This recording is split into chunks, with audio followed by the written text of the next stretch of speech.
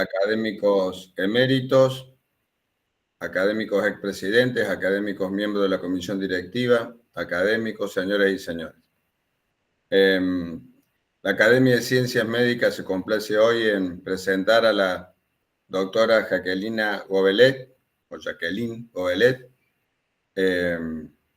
quien va a disertar sobre el tema Innovación en la endoscopía digestiva 4.0.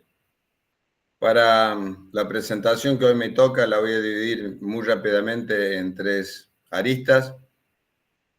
Primero repasaremos una síntesis de su destacada trayectoria, muy breve, muy compacta. Inmediatamente nos detendremos, como nos place siempre, muy brevemente en su faceta humana, que refleja de alguna manera sus valores y su sensibilidad. Y finalmente una más breve incluso introducción al tema de la conferencia. La doctora Gobelet es médica cirujana, título otorgado por la Universidad Nacional de Córdoba. Es especialista en medicina interna y especialista en gastroenterología, ambos títulos otorgados por el Consejo Médico de la provincia de Córdoba. Ha revalidado su título de médica en varias instancias en el vecino país de Chile, en la Universidad de Chile. Validó también la especialización en medicina interna en la CONASEM en Chile, también su título de gastroenterología en la misma institución de Chile. Es jefa del Servicio de Gastroenterología y Endoscopía Digestiva del Sanatorio Allende Sede Cerro.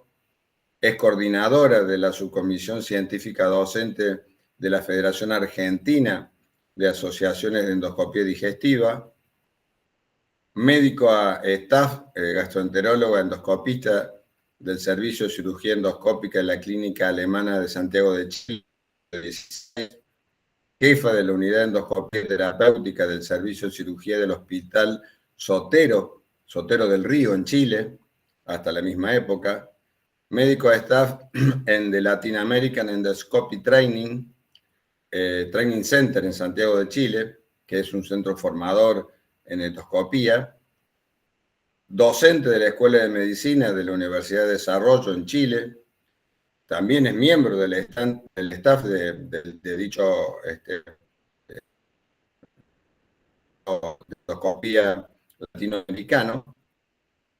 Es coordinadora de la actividad docente del Departamento de Enfermedades Digestivas de la Clínica Alemana en Santiago de Chile. Lo fue también en dos periodos, del 2009 al 2012 y del 2015 al 2016. Coordinadora de la unidad de páncreas en el Sanatorio Allende, aquí en Córdoba, Argentina, y docente en la residencia de gastroenterología en dicha institución. Muy apretado esta síntesis.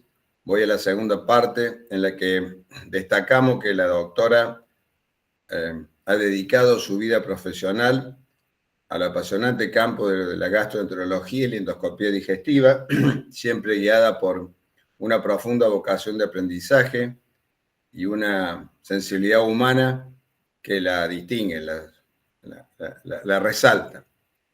Ella reconoce la fortuna de haber contado con grandes maestros como el doctor Carlos Rollhauser, el doctor Claudio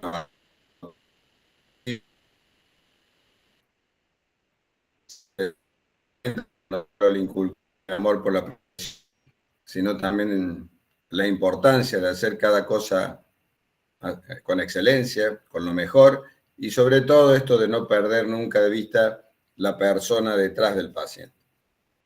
Los valores que le acompañan en cada trayecto de su camino, reconoce que fueron sembrados desde chiquita por sus padres, Emil y Julián, que le inculcaron el esfuerzo, el respeto, la humildad y la empatía.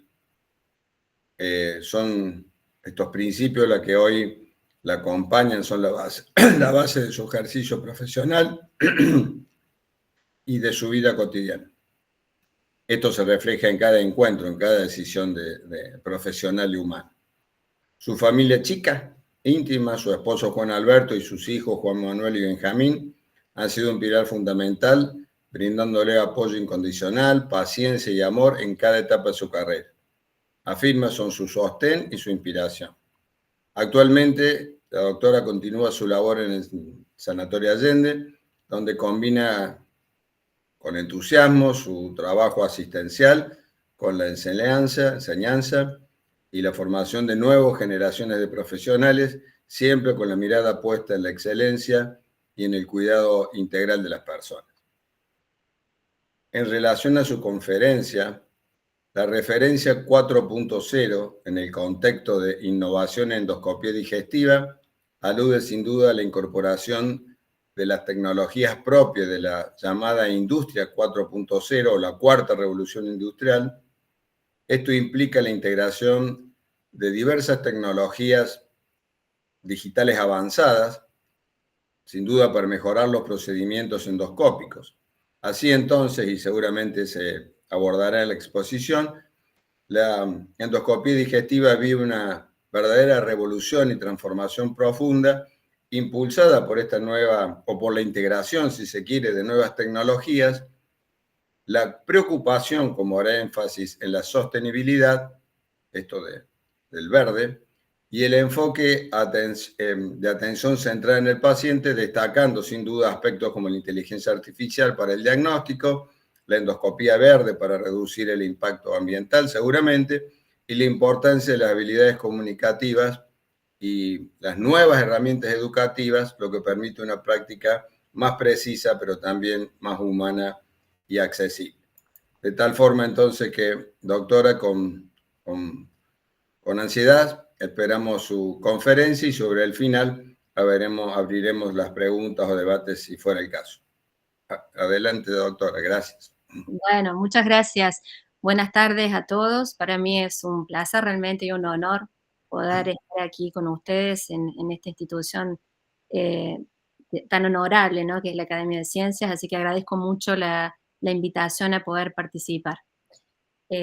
Voy a iniciar la presentación, entonces, y la conferencia. Un segundo, y ustedes me dirán si se ve bien. Perfecto. Ahora. Ahí se te fue. Le volvemos a poner. Ahí está. Bueno, como bien introdujo el doctor Galetti, el tema que me convoca hoy es innovación en endoscopia digestiva 4.0, y es justamente el título lo elegí, y el 4.0 tiene que ver con este parangón, ¿no es cierto?, con lo que es la revolución industrial. Hoy la cuarta revolución industrial es considerada la que trae aparejada todo el manejo de la Big Data, de la inteligencia artificial, el manejo de plataformas, ¿no es cierto?, de información. En la endoscopía está pasando algo similar. La endoscopía está pasando, digamos, por lo que llamamos una transformación, una especie de metamorfosis, como lo hace la naturaleza, que no es tan lineal, sino que va generándose a partir de saltos o a partir de adaptaciones. La endoscopía empezó siendo una endoscopía más bien diagnóstica en sus inicios, para hoy ya ser una endoscopía terapéutica que aborda espacios que antes eran inconcebibles poder llegar, y va generando distintas plataformas de acceso y solución para los pacientes. Así como la cirugía abierta, la cirugía, digamos, tradicional, que empezó siendo abierta y con bisturí, y ha pasado a ser hoy, ha ido cambiando y ha pasado incluso a cirugías robóticas. Así nos pasa también en la endoscopía, en el ámbito de la endoscopía, en donde las imágenes de alta definición, la accesibilidad a distintos insumos y devices nos permiten abordar al paciente cada vez de una manera mini-invasiva. Esa figura que muestro ahí abajo de un árbol o de un bosque que está con ramas, ¿no es cierto?, despoblado básicamente, hacia un árbol o a un bosque mucho más frondoso. Es lo que queremos con nuestros pacientes, ¿no? Cada vez invadirlos menos, solucionándole grandes problemas con menor invasión. Ahí va también, en ese puente va cruzando la endoscopía. Esta imagen probablemente muchos la han visto. Esta es una de las olas más grandes que alguna vez haya sido surfada. Es una ola de Nazaré, de Portugal, que hizo este surfeador, digamos que es un alemán, Sebastián Stoner,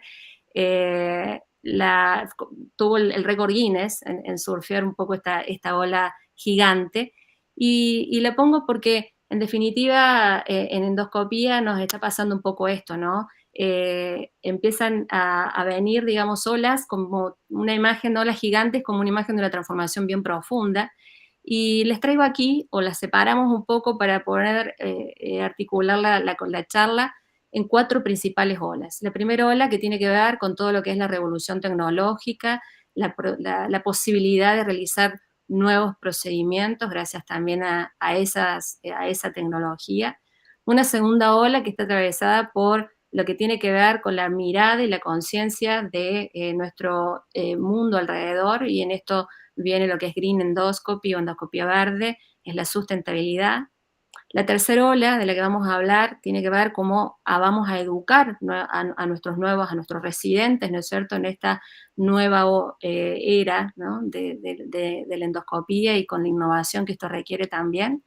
Y la cuarta ola, cómo ponemos todo esto en un contexto de aspectos éticos, ¿no?, sin olvidar la ética, porque en definitiva quien estamos tratando de ayudar y todo esto que hacemos es por nuestros pacientes. Y así como decía Albert Einstein, esta frase siempre me gusta mucho utilizarla, que es: si quieres obtener resultados diferentes, no sigas haciendo lo mismo. Bueno, si queremos tener nuevas posibilidades, nuevos abordajes, podemos mejorar la calidad asistencial para nuestros pacientes, bueno, tenemos que ir ajustándonos también a lo que va pasando en el contexto en el que estamos viviendo, y aprovechando todas esas oportunidades que nos están generando estas transformaciones que están ocurriendo en el mundo. Así que en los próximos minutos los invito a que me acompañen y tratar de mostrarles algún pincelazo de esto que llamo la innovación en endoscopía.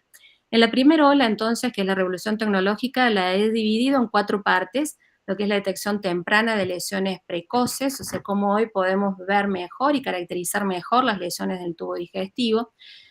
Otra parte de esta ola tiene que ver con las nuevas opciones terapéuticas, y aquí lo he separado en lo que es todo lo que es tercer espacio, que ya les voy a comentar, y lo que es la oportunidad que nos trae hoy la endosonografía o el ultrasonido endoscópico y otras herramientas más de endoscopía en términos de terapéutica o de procedimientos, y por supuesto lo que es la inteligencia artificial aplicada a todo esto.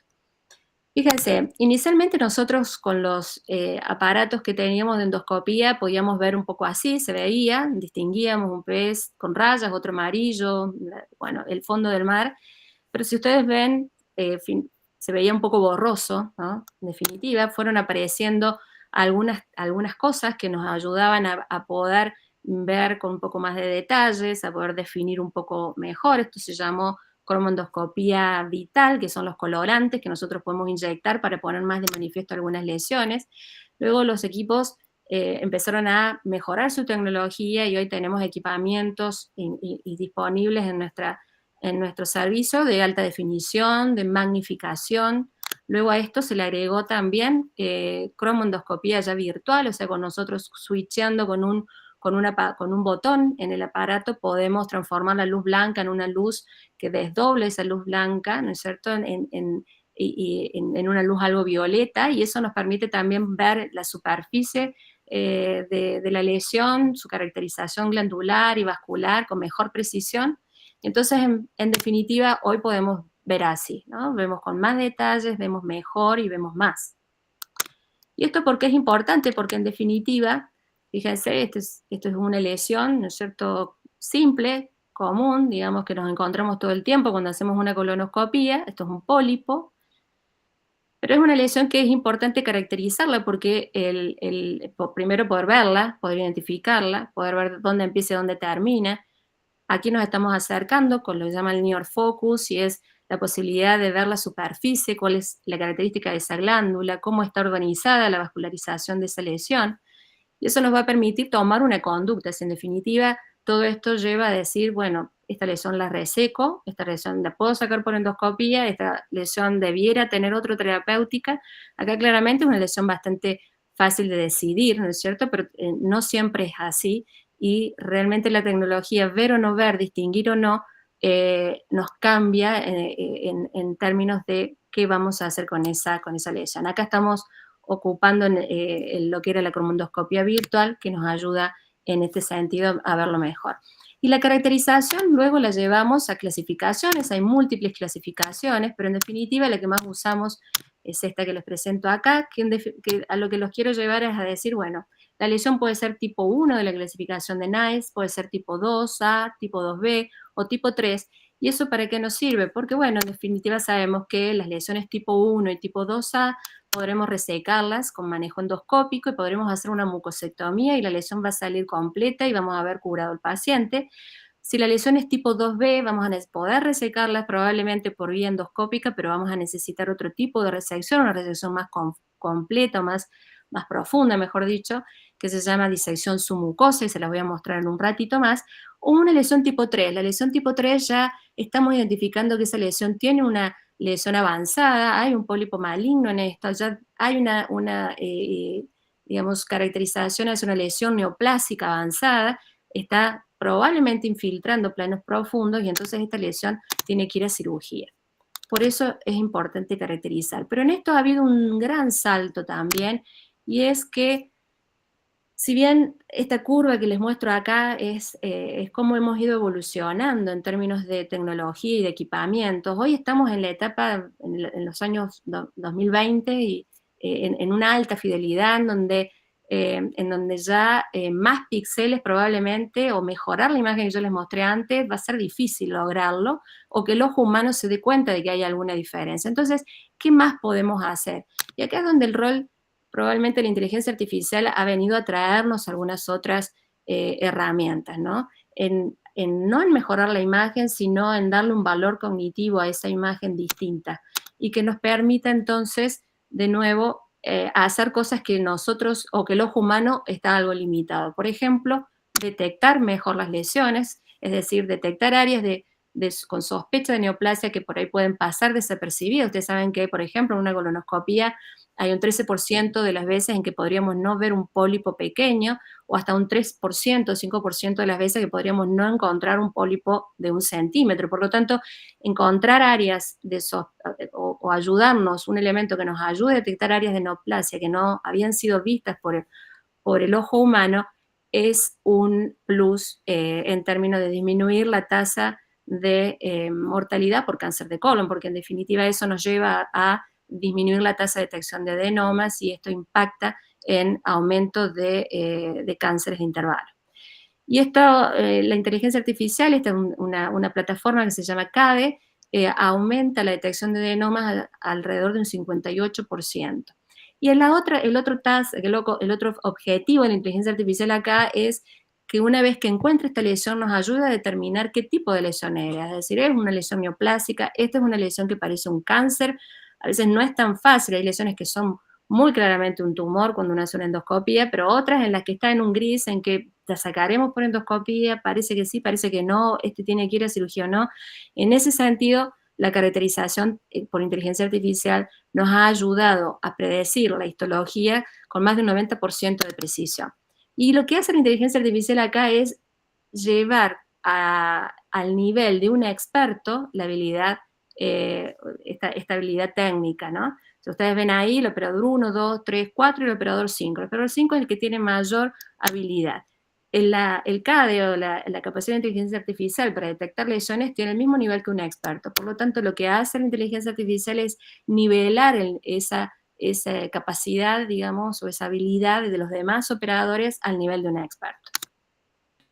Pero esto es importante y va a ayudar si nosotros seguimos haciendo estudios de calidad y si el ojo humano está allí. Es decir, necesitamos mantener un tiempo de retirada adecuada en una colonoscopía, necesitamos primero llegar al ciego y no quedarnos a mitad de camino, necesitamos que la preparación del colon sea excelente. Por lo tanto, la inteligencia artificial sola no hace nada, la inteligencia artificial es un complemento para mejorar nuestros resultados. Esto es un video que les traje de una de las plataformas que existe en esto, y para mostrarles un poco cómo funciona. Hoy por hoy vienen equipamientos de endoscopía que tienen incorporada la inteligencia artificial. Lo que se hace acá es, una vez que detecta el pólipo, marca con qué nivel de probabilidad, con qué porcentaje de probabilidad esta lesión es una lesión hiperplásica, como en este caso, un NICE tipo 1, o es una lesión adenomatosa, como en este otro caso, en que también lo marca como un 95% la probabilidad de que sea un NICE tipo 2. Un NICE tipo 2 es un adenoma. Esto también se ha utilizado en otras, o se están empezando a estudiar y a desarrollar en otras áreas. Lo más desarrollado hoy por hoy es para la detección de pólipos en la colonoscopía, pero también se está desarrollando, por ejemplo, en el estudio de estenosis indeterminadas de la vía biliar, a partir de introducir un colangioscopio por la vía biliar, llegar hasta la zona de la estenosis y luego podemos agregar inteligencia artificial para interpretar esa lesión. Si esa lesión es más de tipo inflamatoria o más de tipo neoplásica. Obviamente hoy por hoy todavía esto no está reemplazando la biopsia, de todas maneras tomamos una muestra, una biopsia y es la forma en que podemos lograr ver cuáles son los resultados de la inteligencia artificial. ¿Cuáles son las áreas de desarrollo de esta tecnología? Además de la colonoscopía, también se están desarrollando en otras áreas como la detección temprana de cánceres en el esófago, también en todo lo que tiene que ver con calidad en endoscopía, en cápsula endoscópica, es decir, el estudio a través de una cápsula, ¿no es cierto?, que toma imágenes del intestino delgado, entonces esas imágenes luego la inteligencia artificial las compara con millones y millones de otras imágenes que ya sabemos que se trata de tal o cual lesión y nos dice, tu paciente tiene esto o esto. Y también en patología pancreatobiliar, como les mostré recién, estenosis de la vía biliar, también en el ámbito de la endosonografía, con imágenes de lesiones quísticas del páncreas o lesiones sólidas del páncreas. Pasamos ahora a hablar un poco de algunas técnicas novedosas. Una es entonces el tercer espacio. Cuando hablamos de espacios, habitualmente la endoscopía estaba en el primer espacio. El espacio convencional de la endoscopía es el endoluminal. Nosotros entramos con un aparato y vemos el tubo digestivo desde adentro. Ese es el primer espacio. La cirugía actúa en un segundo espacio que es extraluminal. El tercer espacio al que me estoy refiriendo ahora es un espacio que se encuentra entre la mucosa, es decir, del tubo digestivo, y la capa muscular del tubo digestivo. En ese túnel entre estas dos interfaces. Y aquí hay distintas patologías que se pueden abordar. Una de las más desarrolladas o más populares y conocidas es el tratamiento de la calasia con la técnica de POEM. El POEM es el acrónimo de miotomía endoscópica peroral, es decir, hacemos lo que hace la cirugía con la miotomía de Heller, pero lo hacemos desde este tercer espacio. También se aplican tumores subepiteliales, ahí se le llama STAR, o en patologías de gastroparesias refractarias, si se llama G-POEM, en el tratamiento de divertículo de Zenker, en donde se hace la miotomía del septo, y esto se llama Z-POEM, o también para las resecciones de cánceres precoces, ya sea en esófago, en estómago o en colon, y esta técnica se llama disección submucosa. Nosotros en nuestro servicio estamos desarrollando todo lo que tiene que ver con este tipo de terapéuticas. Les voy a mostrar dos de estas. Una es para el tratamiento del cáncer gástrico temprano. Cuando decimos cáncer gástrico temprano, estamos hablando de aquella lesión que compromete la mucosa o su mucosa superficial. Ese es el ámbito, digamos, de la terapéutica endoscópica. Y ahí ustedes están viendo una lesión pequeñita en el antro gástrico, en la primera imagen. La segunda imagen la estamos viendo con cromoendoscopía virtual, ahí se define un poco mejor, estamos viendo mejor el patrón vascular, glandular, vemos que esa lesión no es una lesión inflamatoria, es una lesión con alta probabilidad de ser un cáncer temprano. Y lo que hacemos entonces es, como lo muestra el esquema, primero marcamos la lesión en su borde, dejando bordes libres de esa lesión, lo marcamos con argón plasma. Luego lo que hacemos es inyectarla, la elevamos a la lesión bien con índigo carmín, y la coloreamos a la vez, y luego de eso empezamos a cortar los márgenes de esta lesión por fuera de las marcas que habíamos hecho previamente. Posteriormente lo que hacemos es con una cuchilla o un needle knife, empezamos a cortar esa capa submucosa, que es la capa azul que ustedes están viendo allí, y finalmente sacamos como una rebanada en donde queda expuesto así lo que es el antro gástrico, y hemos sacado toda la lonja, que es la lesión con el cáncer y bordes libres. La clave de este tratamiento es la buena selección de los pacientes, ¿no? ¿Y qué dice la bibliografía respecto a esta técnica? Esto es hace muchos años que se ha desarrollado, lo empezaron a hacer los japoneses y luego el occidente lo ha ido tomando, y ha mostrado una tasa, digamos, un porcentaje de enfermedad, de sobrevida libre de enfermedad o de sobrevida total a 5 años muy alta. Ustedes ven ahí la cifra de los distintos estudios, entre 87%, 99%, y si se lo compara con el mismo tipo de lesión, el mismo estadiaje, ¿verdad? Lo comparamos con cirugía, los números son muy comparativos y no hay diferencias estadísticamente significativas. Otro de los ámbitos del tercer espacio es el tratamiento de pacientes con acalasia. Lo que se hace aquí, ustedes fíjense en la gráfica y yo les voy a mostrar un video, lo vamos a ir viendo mientras tanto perdón.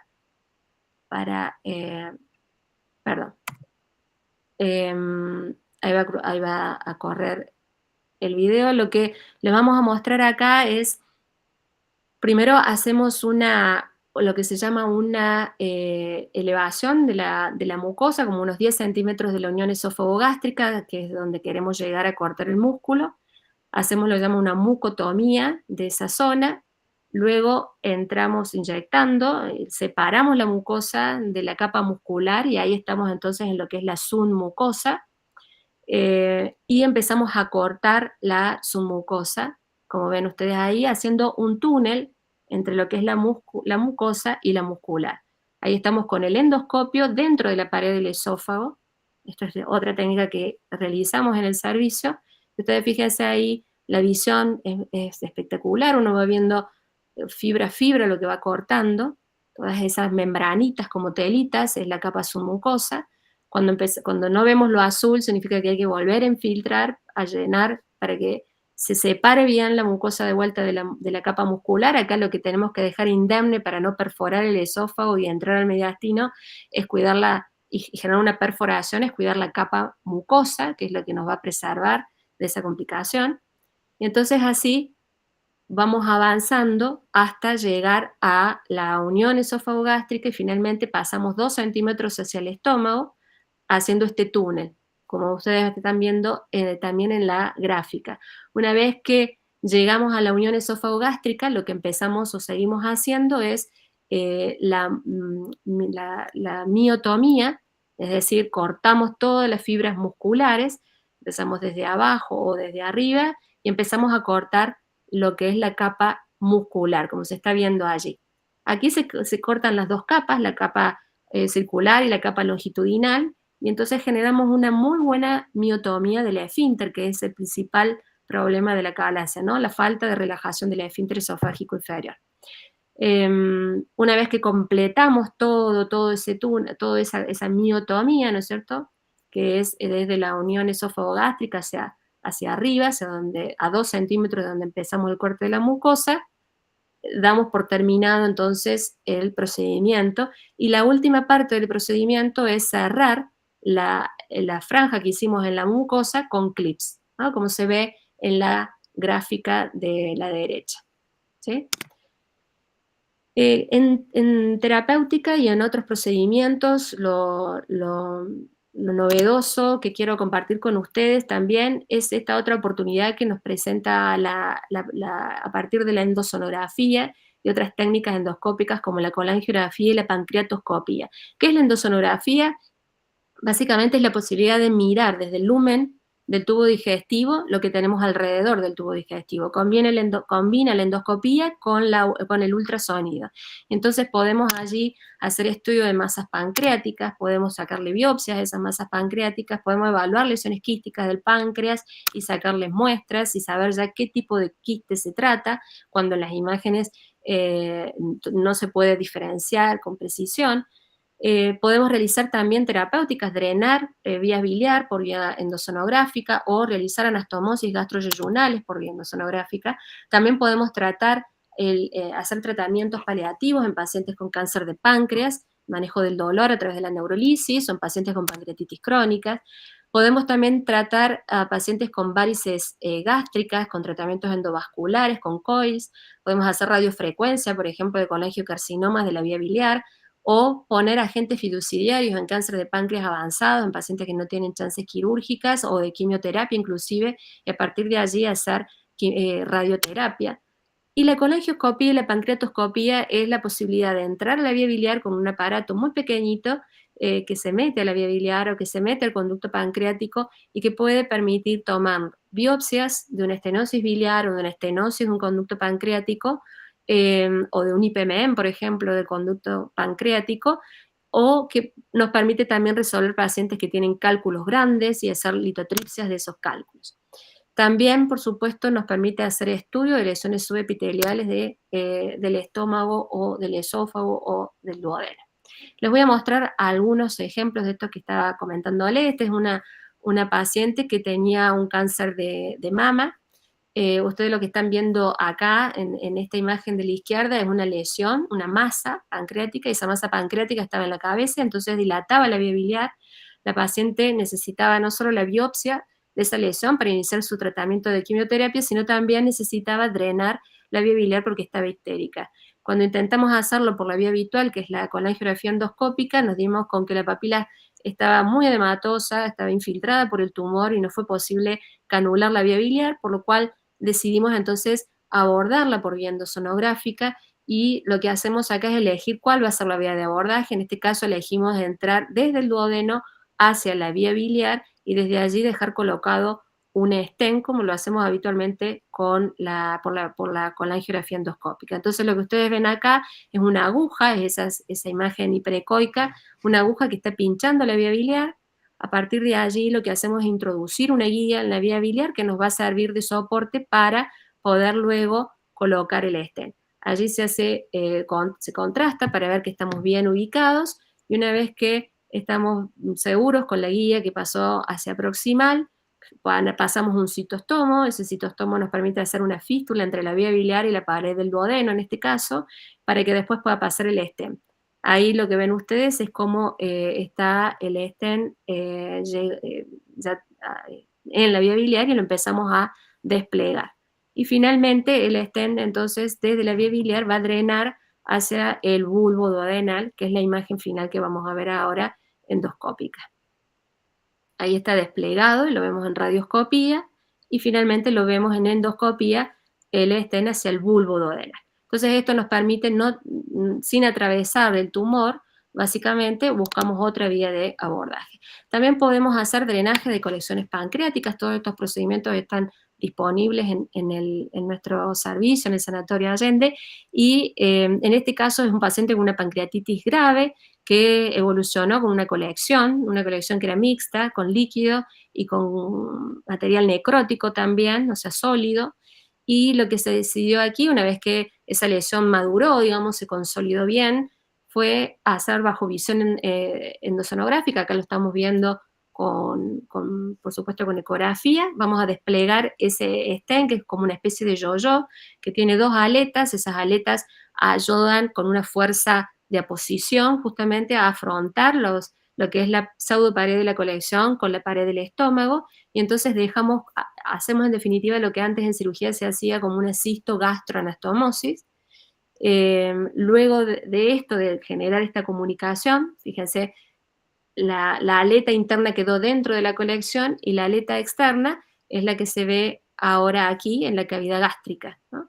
Luego de 48 horas nosotros podemos entrar con un endoscopio y ahí estamos dentro de la cavidad, es decir, estamos en el retroperitoneo y estamos sacando con una canastilla de dormia lo que es ese material necrótico para limpiarlo, para liberarlo, para que el paciente se mejore, y después de 4 o 6 semanas más o menos podemos ya retirar. Una vez que vemos la cavidad así limpia, podemos retirar el stent y el orificio se cierra solo.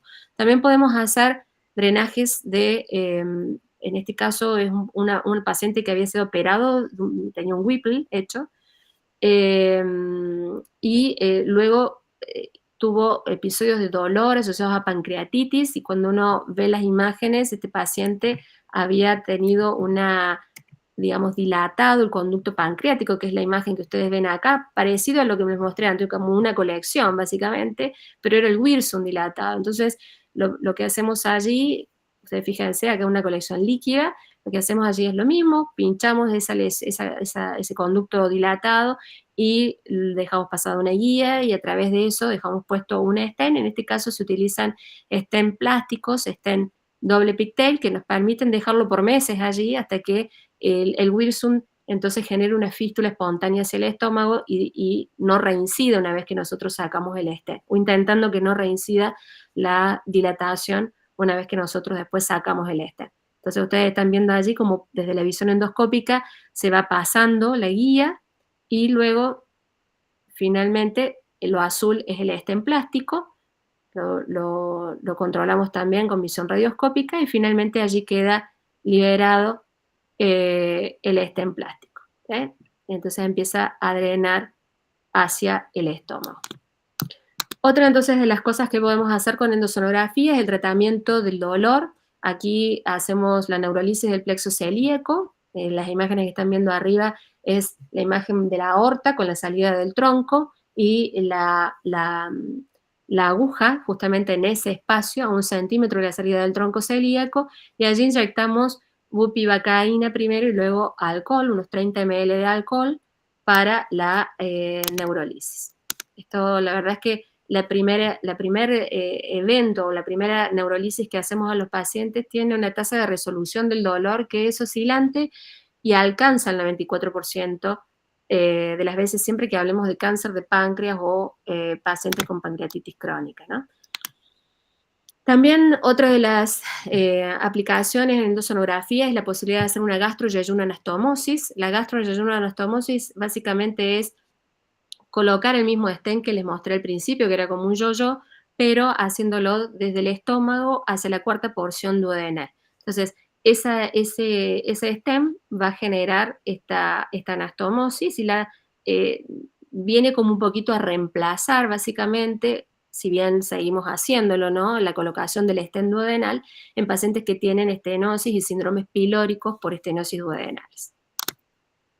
Este otro caso es de un paciente con pancreatitis crónica que hace episodios recurrentes de pancreatitis aguda. Entonces, para mostrarles un poco lo que tiene que ver con la terapéutica de pancreática, es decir, aquí es por una colangiografía endoscópica que accedemos con un duodenoscopio, entramos al conducto pancreático, teñimos el conducto pancreático, veíamos que este paciente estaba haciendo dolor y pancreatitis de repetición porque tenía dos cosas, una que eran cálculos dentro del conducto pancreático y la otra una estenosis. Entonces lo que hicimos fue limpiar, sacarle el cálculo y luego dilatamos la estenosis que está cercana a la cola del páncreas y le dejamos puesto finalmente un stent para también mantener esa estenosis digamos, dilatada, ¿no? Después de un tiempo uno puede ir a retirarlo. A veces esos pacientes que tienen estenosis muy rígida se los podemos dejar por mucho tiempo. Este paciente hasta el día de hoy no ha repetido cuadros de pancreatitis ni de dolor.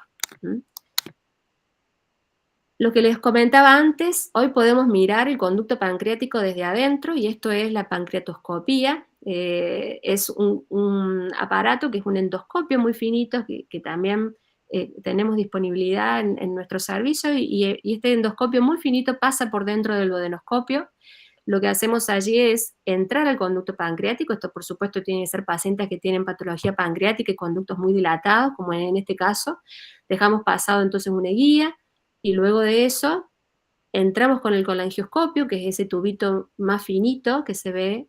Y esta es la visión, una visión, bueno, grabada con celular, ¿sí? Pero fíjense, lo que estamos estudiando allí es un IPMM de rama principal y vamos a ver lo que son las vellosidades, aquello que lo vemos en gráficas, en libros, acá lo podemos ver con visión directa, ¿no? Y esto le sirve al cirujano también para determinar y definir qué tipo de cirugía va a hacer, ¿verdad? Nosotros no solamente miramos las vellosidades, sino que analizamos cuáles son o qué sector puede haber una lesión avanzada, le tomamos biopsias y vemos si esto tiene displasia de alto grado, o si allí hay un carcinoma in situ, porque no es lo mismo un paciente que tenga una lesión en la cabeza del páncreas, hacerle una DPC, o un paciente que tiene una lesión en la cola del páncreas, hacerle una cirugía corporocaudal, ¿no? Entonces, viene a complementar y ayudar al cirujano también a la toma de decisiones. Hablábamos también de la posibilidad de hacer terapia endovascular. Habitualmente, pacientes con varices gástricas, lo que hacemos con las técnicas habituales por vía endoscópica, ustedes están viendo ahí el video, es colocar cianocrilato. Son pacientes que tienen varices del techo gástrico. generalmente, que son aisladas, no están comunicadas con las varices esofágicas, y estos son los candidatos entonces para terapia con cianocrilato. Lo que hacemos allí es inyectar, fíjense allí, el asistente inyecta primero el cianocrilato, seguido de esto lo empujamos con solución fisiológica y vemos cómo la varice se va agrandando por esto que estamos introduciendo.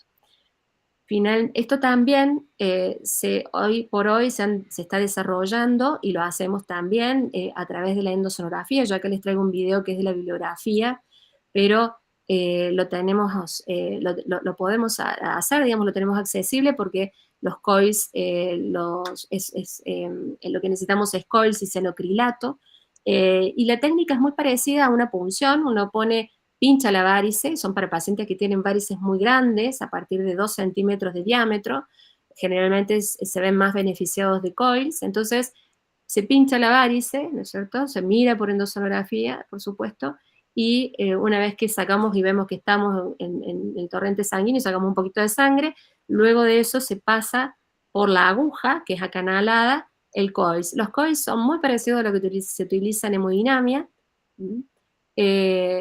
y luego de poner y empujar los coils, que se hace con una especie de introductor, se van empujando los coils hasta la punta de la aguja y bueno, queda dentro de la varice. Luego, nuevamente ponemos cianocrilato, digamos, o sellamos eso con cianocrilato. La ventaja de hacerlo por endosonografía es que uno puede ver y tratar el vaso que es nutricio a todo el ovillo vascular, y generalmente esto es más efectivo, tiene menos tasa de resangrado y menos necesidad de reintervenciones. ¿Qué más nos puede aportar la inteligencia artificial en este sentido? Ya los mostré lo que ayuda en la detección de lesiones y en la caracterización de lesiones. También estamos aplicándolo, o al menos en realidad está la oportunidad de aplicarlo en lo que es educación y competencias digitales. Pasar de un formato en el médico más solitario, con una, digamos, toma de decisiones más quizás individuales o multidisciplinarias, por supuesto, pero tratando de una manera más solitaria en la búsqueda de la información, en el análisis de la información y en la planificación de la terapéutica, a un formato más diseñado como, digamos, de aplicación de plataformas que nos permitan tener a mano toda la data disponible, poder analizarla de una manera más rápida y más accesible, y esto poder nuevamente llevarlo a algoritmos y a protocolos de trabajo que sean accesibles y que sean prácticos para nuestro día a día.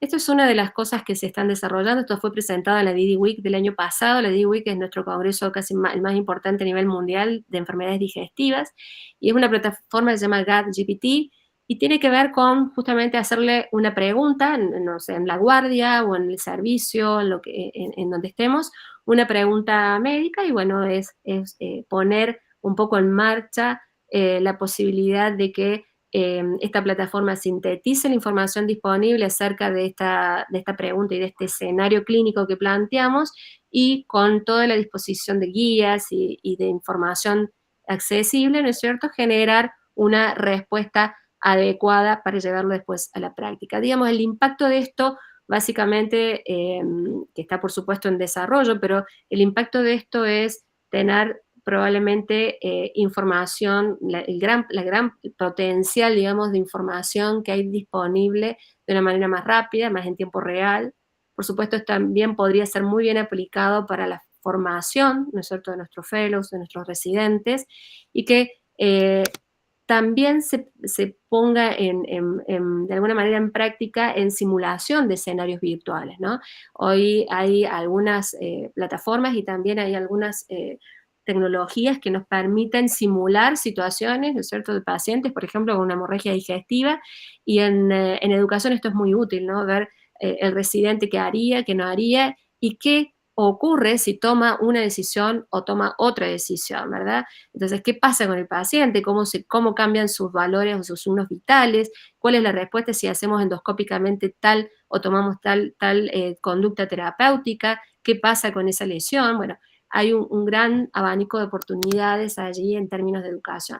También se están estudiando y aplicando en todo lo que tiene que ver con investigación, para, por ejemplo, incluir pacientes según los criterios de inclusión, para ayudarnos a evitar redundancia en temas de investigación o duplicación de temas de investigación, y también en el sentido de poder utilizarlo para estudios, por ejemplo, multicéntricos. Y por otro lado, también el soporte administrativo, ¿no? En todo lo que tiene que ver con la gestión de historias clínicas, en los pases de guardia, en el formato de los tipos de reportes, por ejemplo, de endoscopía que uno va a hacer. Por otro lado, un aspecto no menos importante es el que impacta la ayuda de la inteligencia artificial en lo que tiene que ver con el bienestar profesional. Esta imagen nos dice, bueno, un doctor que le pregunta a su paciente, bueno, cuénteme, señora Johnson, qué problema tiene, y claro, el paciente le dice, yo me siento como usted luce, ¿no? Y la verdad es que es un tema el burnout del profesional que no es menor. Fíjense que en gastroenterología es una de las especialidades con mayor porcentaje de burnout, y que está, digamos, un poco los porcentajes manejados en 56% para mujeres, 44% para hombres. Hay 54% de doctores en general que tienen burnout, y 59% no les recomendarían a su hijo seguir medicina, por ejemplo. Entonces, ¿qué podemos hacer respecto a esto, ¿no? Y allí la inteligencia artificial probablemente podría ayudarnos a disminuir un poco lo que tiene que ver con los tiempos de escritura, disminuir hasta un 50% el tiempo de documentación de lo que vamos haciendo, optimizar la revisión de historias clínicas, programar o automatizar algunas tareas que nos hagan que el tiempo que le estamos poniendo a veces a escribir sea menos, y podamos tener más tiempo para atender a nuestros pacientes, ¿no? Acá una breve pausa antes de pasar a la siguiente ola. Bueno, la segunda ola entonces tiene que ver con cómo miramos lo que estamos haciendo en términos de qué tan ecoamigables somos o eco-friendly somos, ¿no?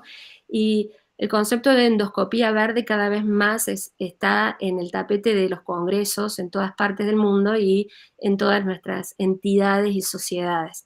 ¿Qué hacemos por el bien de la sustentabilidad? Porque fíjense que el sector de salud equivale al 4.4% de las emisiones globales netas. Y si el sector de salud fuese un país, sería el quinto emisor más grande del planeta, siguiendo, digamos, después de China, después de Estados Unidos, ¿no? Seríamos el quinto país. Y el 71% de las emisiones del sistema de salud están dadas por efecto, digamos, de emisiones indirectas, que tienen que ver con la basura, con devices médicos, con el transporte de los pacientes a un sanatorio, o el transporte de los médicos, o el transporte de las cosas que traemos y llevamos, ¿no es cierto? Es también un impacto, o tiene un porcentaje o un impacto muy importante. La infraestructura, la parte farmacéutica, el uso de textiles. Entonces, tenemos que preguntarnos qué vamos a hacer. El cambio climático es una realidad, es un dato, y tenemos que tomar una postura sobre esto y empezar a actuar. Esto es información que me compartió un doctor amigo, que es el jefe del servicio de gastroenterología y endoscopía de la clínica alemana de Santiago de Chile, en donde ellos tienen un departamento de sustentabilidad que es transversal a toda la clínica, pero que puntualmente en endoscopía están haciendo cosas concretas. Y lo primero que hicieron es empezar a medir qué es lo que nosotros producimos con nuestra huella. Y acá ellos realizan, por ejemplo, 16.500 procedimientos al año, lo que significa que generan 22.000 kilos de residuos al año. Y esto, de esta cantidad, el 30% tiene un riesgo biológico y un 70% es basura común, de la cual un 20% es reciclable. Lo que significa que tendríamos 3.125 kilos reciclables al año. Por lo tanto, no es lo mismo, digamos, si nosotros tenemos separado todo lo que es basuras y tenemos distintos containers para esto, que mandar la basura toda mezclada, ¿verdad? Porque hay una gran oportunidad allí de reciclar parte de esta basura. Y esto, cuando uno por ahí lo lleva a términos concretos, es cuando más visualiza el impacto que esto tiene. Si nosotros hiciéramos eso, digamos, de reciclar esa basura potencialmente reciclable, con estos números que le mostré, implicaría entonces el consumo eléctrico de 28 hogares en un año, o el consumo de agua y gas de 7 hogares en un año. Entonces, fíjense, para mí, por lo menos visualmente, es mucho más impactante la diferencia que existe entre tomar conciencia de esto versus no. Y aquí, como les decía, hay diferentes sociedades y entidades a nivel mundial que están trabajando en esto. Y les traigo la de la Sociedad Europea de Endoscopía, que nos habla de la práctica de las 5 R's. Primero, reducir, es decir, disminuir la cantidad de procedimientos endoscópicos que son necesarios. Si tenemos que hacer una colonoscopia de screening y el paciente le corresponde a los 10 años, no hace falta que la hagamos a los 5 porque no sé, porque el paciente lo pidió o porque tenemos miedo de que pase algo, ¿no es cierto? Es decir, si tenemos guías y hemos hecho estudios de calidad, bueno, respetemos ciertos intervalos. Por dar un ejemplo, ¿no? Procedimientos que no son necesarios. Las biopsias innecesarias. ¿Por qué? Porque cada biopsia, por ejemplo, impacta en 300 gramos de dióxido de carbono, ¿no? Por cada biopsia. O la producción de basura, la mal clasificación de la producción de basura. Entonces, reducir todo esto lleva a un impacto favorable en términos de sustentabilidad. Reusar, ¿no? Lo que se pueda reusar. Accesorios endoscópicos, por ejemplo, si vamos a hacer una endoscopia alta, una endoscopia baja, utilizar la misma pinza, quizás la pinza que usamos para la colonoscopia, primero la vamos a usar en la endoscopia alta y esa después no hay problema en usarla en la colonoscopia y no usar 2 tipos de pinzas separadas, por dar un ejemplo, ¿no? Veamos la posibilidad de que aquello que es reusable, poder reusarlo en el mismo paciente. Lo mismo pasa con otros accesorios endoscópicos. Hoy por hoy es cierto que la industria cada vez trata de llevarnos más a un single use de las cosas, pero si esto pasa por comités de infecciones, si esto es tratado en comités de reusos y demás, tenemos que tratar de, creo yo, de ver la posibilidad siempre de utilizarlo equilibradamente, ¿no? O reutilizar equilibradamente. Lo mismo pasa con lo que tenga que ver con métodos de protección, ¿no es cierto? Por ahí las batas, usar una bata y tirarla, quizás si podemos esto reemplazarlo por batas reusables es mucho mejor, por dar algunos ejemplos, ¿no? La tercera R es el reciclar, que es lo que les mostraba recién, el repensar, es decir, si esto no lo ponemos en la agenda, no lo ponemos en el debate, ¿no es cierto?, en nuestros servicios, en nuestros lugares de trabajo, es poco probable que podamos generar algún tipo de cambio. Y finalmente, investigar, ¿no? Nos invitan, ¿no es cierto?, a poder unirnos en esto y a colaborar todos para que nos hagamos todos un poco eco-endoscopistas, ¿no? Nosotros estamos inicialmente participando dentro de lo que es el Comité de Cambio Climático de la Organización Mundial de Gastroenterología.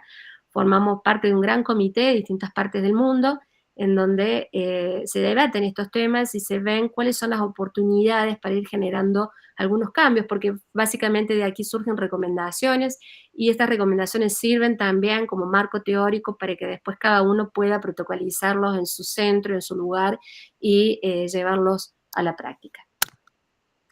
La tercera ola, entonces, que habíamos hablado es sobre la educación innovadora. ¿Cómo vamos entonces a empezar a entrenar a nuestros residentes también? Y si yo les hago esta pregunta a ustedes, ¿quién de ustedes les gustaría ser mi primer paciente para una colonoscopia?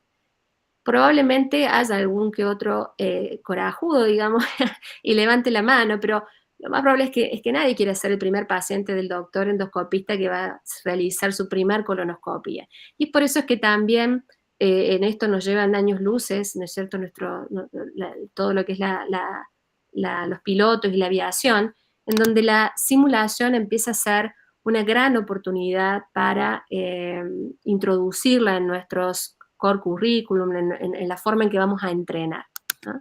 Entonces, ya hay todo un gran abanico de patrones de enseñanza y patrones o formatos para el entrenamiento que siguen totalmente vigentes, la formación, la educación formal, el autoconocimiento, el autoaprendizaje, el feedback, las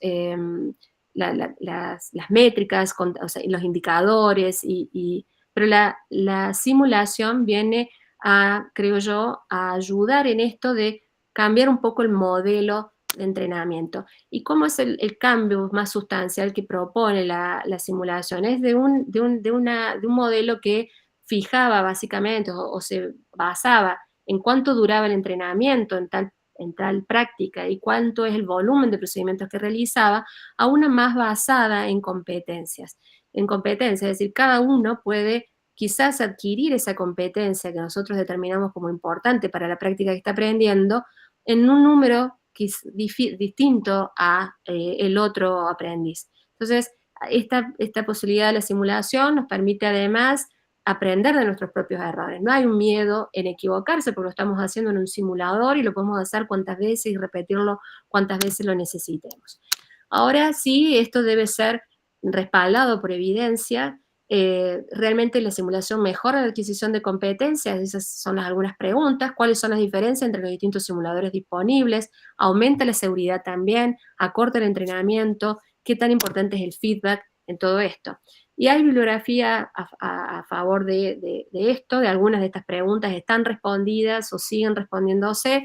Me pareciera que sí mejora la adquisición de competencias, utilizar simulación versus no. Parece que sí acelera el proceso de aprendizaje. Aquí este estudio es un estudio chileno que mostraba qué pasaba con aquellos aprendices que se entrenaban en humanos versus aquellos que también incorporaban la simulación, y se veía que según las organizaciones internacionales, la competencia en endoscopía alta se adquiere después de 130 procedimientos. En este estudio se demostró que con la simulación, en 80 o 90 procedimientos, los fellows ya lograban esas mismas competencias. Entonces, acorta el entrenamiento aparentemente, y sí, lo más importante para que esto funcione es que haya feedback, es decir, que el fellow no esté solo, sino que tenga un feedback continuo de lo que está haciendo. Conclusiones en este sentido es que, en el término de educación, es que sabemos que el modelo clásico está en revisión, que hay muchos estudios sobre el uso de simulación y competencias a cambio del número de procedimientos solamente. La curva de aprendizaje es individual, básicamente, y eso es importante reconocerlo. El impacto real va a estar en el core curriculum, por supuesto, de cada fellow, y hay, por supuesto, preguntas todavía que responder, si realmente la competencia medida por simulación va a predecir siempre la competencia clínica, qué pasa con la seguridad, realmente la aumenta la seguridad después que el fellow va al paciente, qué pasa con las prácticas muy especializadas, es lo mismo la simulación, por ejemplo, en técnicas de tercer espacio, en técnicas de endosonografía. Bueno, se necesita, por supuesto, todavía de más estudios para esto, pero todo apunta a que la simulación ya están incluidas en prácticamente en todo el mundo como parte del entrenamiento. Y finalmente, la cuarta y última ola que hoy quería comentarles es que no podemos seguir hablando de innovación si no tocamos el tema de la ética en relación a esto. Ustedes ven que las industrias, la ciencia, nos invade con numerosos devices, con numerosos aparatos, con numerosas técnicas novedosas para abordar, como les decía al principio, espacios que nunca hubiéramos pensado poder llegar. Pero bueno, todo esto no puede estar digamos, aislado, y tenemos que tener presente que las competencias, y cada uno adquiere las competencias a un ritmo y a una forma distinta, y que es muy importante entonces que haya una relación bien, creo yo, interrelacionada, valga la redundancia, entre lo que es la industria y lo que propone, entre lo que las instituciones deben, digamos, trabajar en medir cuáles son las competencias de cada médico y cuáles son los privilegios de cada uno para poder realizar una técnica o no, cómo adquirió esa competencia, cuál es el nivel de competencia que tiene, y por supuesto el marco teórico que lo dan las sociedades científicas, FAED, que es nuestra Federación Argentina de Asociaciones de Endoscopía, o las internacionales, por citar algunas, la Asociación Americana, la Asociación Europea, entre otras. No podemos hablar de innovación si no hay una mirada integral y unida entre otras, porque hay algunos desafíos éticos asociados a todas estas olas que nos vienen a ir transformando, ¿no? Pensamos en la inteligencia artificial, pero debemos pensar también en cuál va a ser la privacidad de los datos de los pacientes, cuál es la transparencia de los algoritmos que propone, de dónde vienen esos datos, ¿no? Tenemos la endoscopia verde y sostenible, pero también tenemos que entender cuál va a ser la elección ética y el equilibrio entre el uso y el reuso, la responsabilidad ambiental.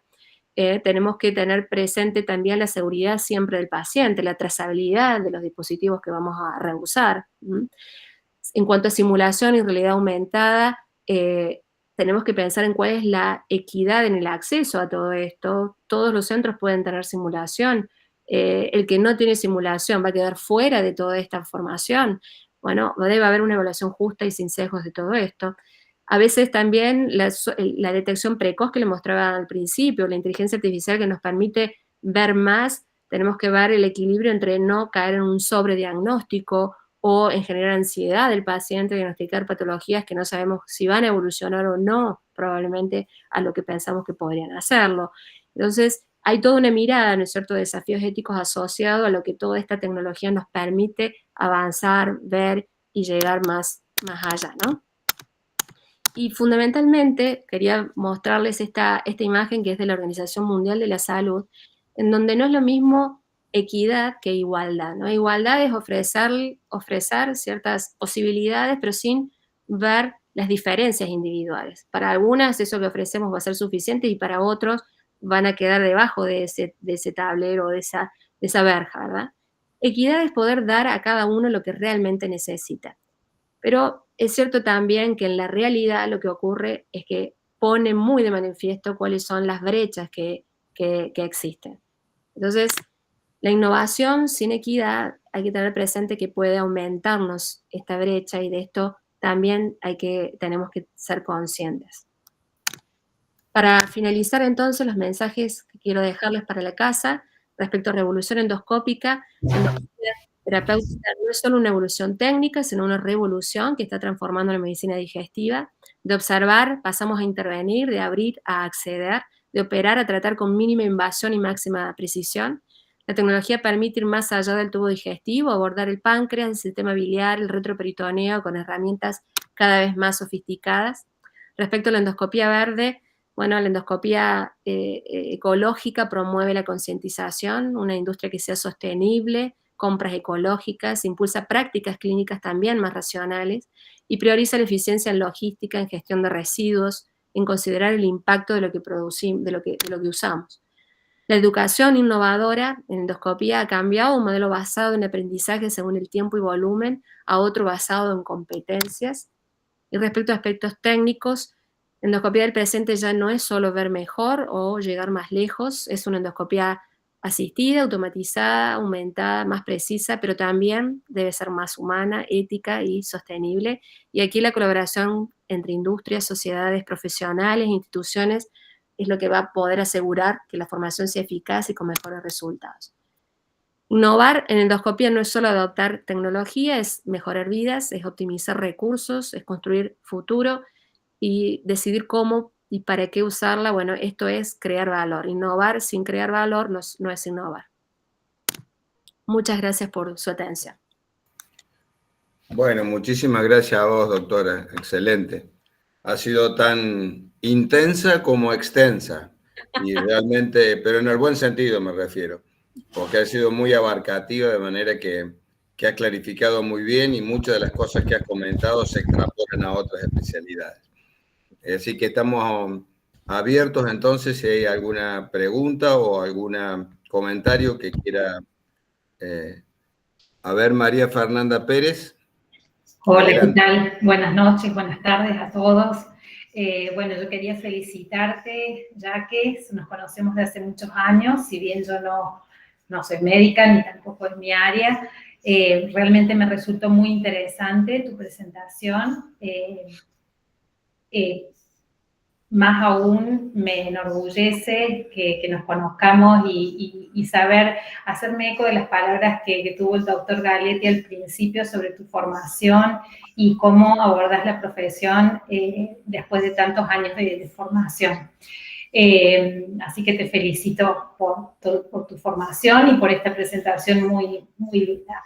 Te quería preguntar, un poco vos abordaste este tema hacia el final de la charla en cuanto a la equidad, y si bien es todas estas innovaciones y toda esta tecnología puesta al servicio de la salud y de mejorar la calidad de vida del paciente, ¿cuán accesible es hoy en nuestro medio para todos los pacientes tener este tipo de tecnología? Es decir, ¿las obras sociales lo cubren? ¿Cómo lo ves vos en cuanto a la equidad hoy en tu práctica, en tu sanatorio? Bueno, muchas gracias, Mariela. Mariela es una amiga, así que muchísimas gracias por tus comentarios. Y bueno, respondiendo a tu pregunta, yo creo que a ver, yo soy una privilegiada, creo. Nosotros en el sanatorio tenemos disponibilidad de todo esto que les mostré. Básicamente, un poco he tratado de hablarles de lo que sé y de lo que más hago, digamos, por lo tanto es algo que lo tenemos disponible. Pero es cierto, esto es un privilegio y la accesibilidad, digamos, a toda esta tecnología es de algunos lugares, ¿no? Hoy en Argentina sabemos que son pocos centros en los que por ahí se puede llegar a tener endosonografías o a tener, bueno, distintas prácticas que he mostrado, ¿no? Y ese punto, digamos, de lo ético es algo fundamental cuando uno tiene que determinar algoritmos de trabajo, cuando uno tiene que determinar manejo o elección de terapéuticas o de procedimientos. Yo creo que lo que hoy debemos replantear o pensar es que cuando no se accede directamente a ciertas prácticas, los pacientes deben ser bien evaluados y deben ser derivados a centros que sí puedan ofrecer estas prácticas. Yo creo que hoy lo que podemos hacer para hacerlo más accesibles es que digamos, los centros digamos, mayor oportunidades en este sentido, bueno, reciban pacientes y puedan ser abordados. Ahora, esto no es solito, el trabajo no puede ser solitario. Por supuesto, esto tiene que ir acompañado de redes de apoyo, de convenios, de una mirada política también, ¿no es cierto? Tenemos que trabajar en conjunto, ¿no? Siempre de forma aislada es poco probable que podamos cambiar que la equidad sea realmente la equidad y no esa realidad que les mostraba recién. Si me permitís, yo creo que eso, ahí le doy la palabra, doctor Adolfo, en un segundo. Eso quedó muy bien graficado en esta imagen tan repetitiva, pero que siempre es un gran simbolismo de la igualdad, la ecuanimidad y la realidad, ¿no?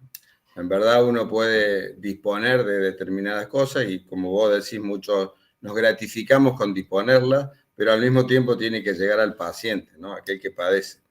Y eso no es ecuánime. En nuestro sistema de salud claramente no es ecuánime. Algunos pacientes llegan a esta posibilidad de tener el recurso y otros no. Y eso claramente es un problema ético para las dos partes. Para el paciente que no lo recibe y el enorme peso que crea para el médico que sabe que la tiene y no la puede aplicar. Ese burnout del que vos hablas. La primera lista, y acá caigo en un sesgo, en la lista que vos pusiste, 10 puntos por encima de la segunda especialidad, era medicina crítica, terapia intensiva, que es lo que nosotros hacemos.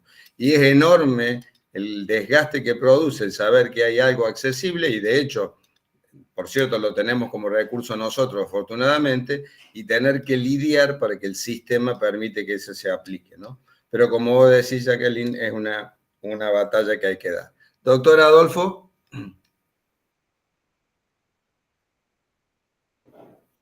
No lo escuchamos, doctor. Está muteado.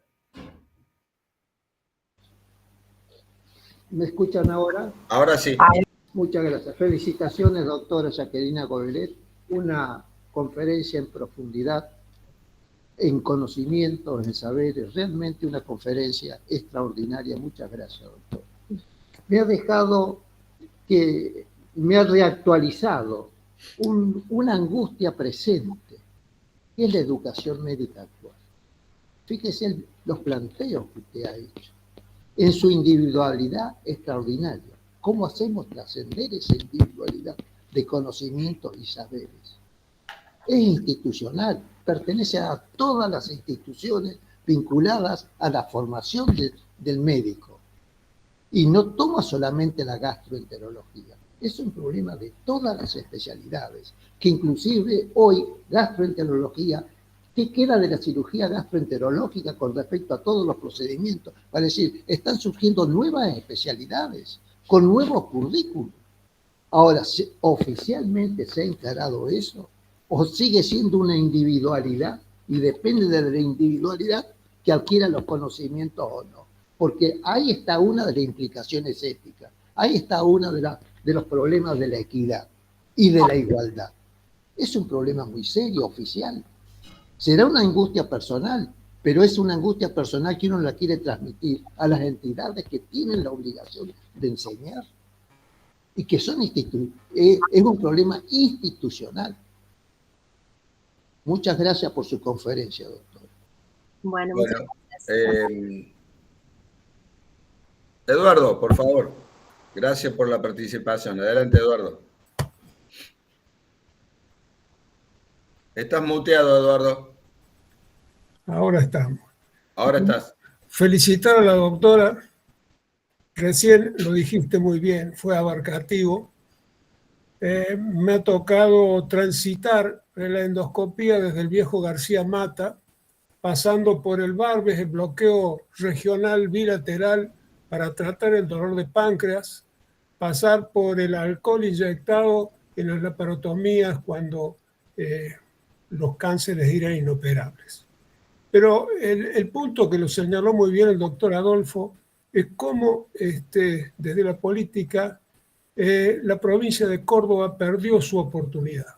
Perdió su oportunidad en el año 90, cuando a raíz de los buenos oficios del doctor Antonio Higa se logró hacer un convenio con JICA, en donde muchos pudimos viajar y ver todos esos adelantos en el año 90.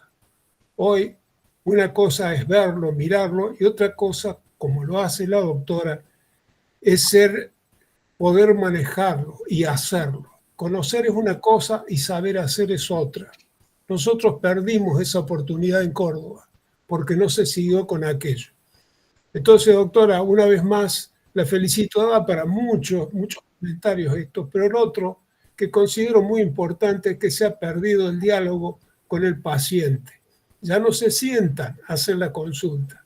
Ya aquello de las enfermedades hereditarias, ¿cuántas colonoscopías se evitarían si uno supiera los antecedentes familiares del enfermo?